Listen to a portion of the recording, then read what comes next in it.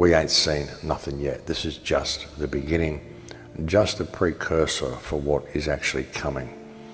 And it's coming pretty quickly, folks. By September, I think things are going to be really starting to be noticed by people. And that's only about 6 weeks away, so that's an interesting thing.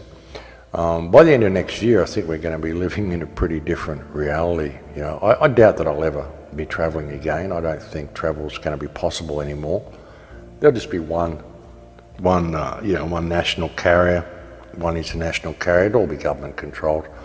They'll want all sorts of tests and temperature checks and all sorts of things in order to enter the plane. You'll have to have your COVID pass.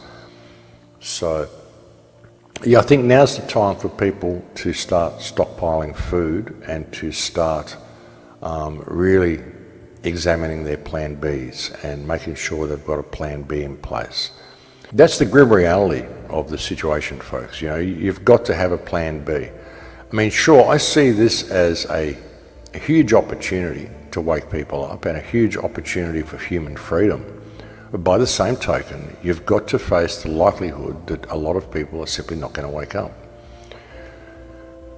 This is a war, folks. There's a war going on, and it's been waged for a long time. It's a war that's being waged, against us by the controlling hand. It's a war of depopulation. The interface that we can actually use to combat this war is the government system, the politicians. They're only able to get away with it through our fear of them and our fear of what they write on paper and call law, and we just go along with this stuff. Crazy. It's important to see how society has been set up for this fall. I mean, I actually called this back in 2008 when I said, World War III has already started. It's a war of depopulation, and we're being set up for a massive cull by the codependency, the interdependency between nations, the way the supply chains have been set up, and the way people have been packed into major cities. We're being set up for a cull. And we've got to that point now. I've been warning people. I've been saying, look, there's a train coming, and you've got to get off the tracks. And people are still on the tracks, still arguing about the shape of the tracks or whatever. And the train is hit now. So either we seize this opportunity to become free, or we face the reality that a lot of people simply aren't going to do it, which is why you need to have a plan B. There's been a lot of people talk about this transformation ritual, this occult ritual that this whole thing really is.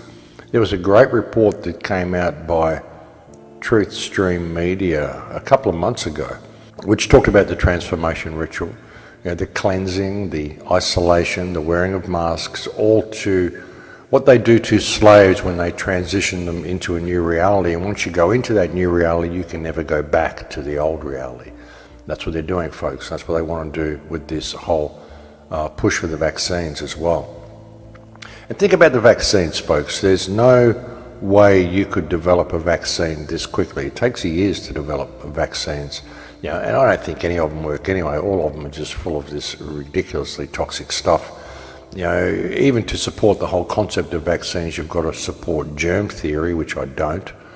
So, I think there's a lot to be said for that. But anyway, if the virus was really as contagious as they say, so contagious that they're going to make you wear a mask, surely they could just take a sample of your breath.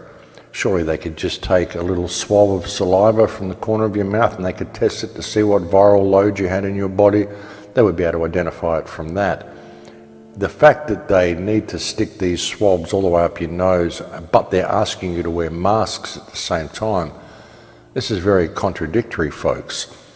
You look at what Trump's doing, folks. Trump pulled funding from the WHO. He gave it straight to Gavi. Gavi operates with great transparency, and as the coronavirus has shown, there are no borders. It doesn't discriminate. It's mean, it's nasty, but we're going to all take care of it together. Gavi, Bill Gates' Gavi. We needed to find the resources to get countries to adopt the vaccine so that every child would be protected. And he's also now saying that the vaccine is well on the way and they've got the army there, the military is ready to be deployed to roll this vaccine out to the American people. That's right, folks. Trump is talking about deploying the military to push the vaccine. Getting a vaccine remains a top priority.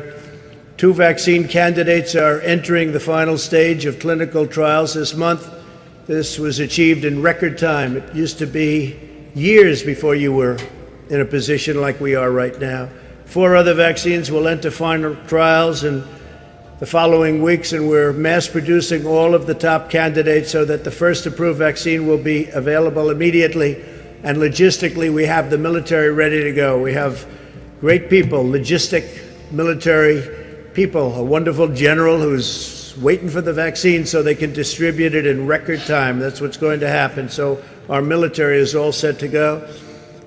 We will deliver a vaccine, therapeutics, whatever it is necessary, and defeat the virus once and for all. You know, a while ago, Trump was saying he wouldn't wear a mask, and now he's wearing masks. He was speaking out against this, and then he backtracked. I mean, either they've gotten to him or he's been a player from the beginning, which I would suspect has been the case. You know, the support that he's put behind Israel. I mean, his daughter's married to Jared Kushner, for God's sake. I mean, you know, and now he's really pushing this vaccine, and he's funding Garvey, and he's even saying they're going to use the military to deploy the vaccine. You can't make this stuff up, folks. They're just using anything they can and saying it's a COVID death. Even if you really want to look and get, you know, biblical about it and look at end times prophecies, it even says in the Bible that families will be torn apart, friendships will be torn apart, whole social structures will be torn apart during the end times. And ignorance is a choice these days, folks. I mean, really, if people are not aware of the information out there and they're not aware of what's going on, really it's their choice. You know, you've done your best, we've all done our best, and as important as it is to continue to attempt to wake people up, it's also important to look after yourself and to get yourself to high ground and to have a plan B in place. You know, if you have to leave your family, if you have to leave your friends behind, you know, be prepared to do that. Because if it comes down to the wire, I mean, that's what it's going to take. The sleeping masses will lead the rest of the people into the slaughter pit simply by matter of course. And we can sit there and pull at their hands and tug at their sleeves all we like, but eventually we'll just get dragged in there with it if we don't have a plan B, and just be ready to bug out if the situation arises.